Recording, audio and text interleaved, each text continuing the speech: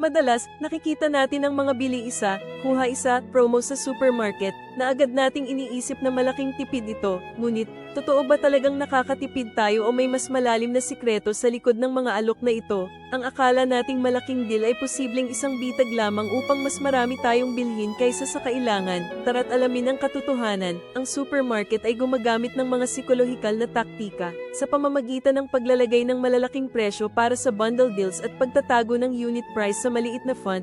Pinapaniwala ka nilang mas mura ang balto, ngunit kung gagawin mo ang simpleng paghahati-hati, makikita mong minsan, mas mahal pa ang unit price ng sale item kaysa sa regular na presyo. Ginagamit nila ang iyong emosyon laban sa iyong bulsa. Para hindi maloko, kailangan lang ng simpleng solusyon. Laging tingnan ang unit price, ito ang presyo kada unit ng produkto, tulad ng kada kilo o kada piraso. Sa paghahambing ng unit price, hindi mo na kailangan hulaan kung aling deal ang mas sulit, maging matalino, maging mapanuri, at siguraduhin mong ang bawat piso mo ay sulit na sulit. Ngayon, ikaw na ang may kontrol sa iyong paggastos.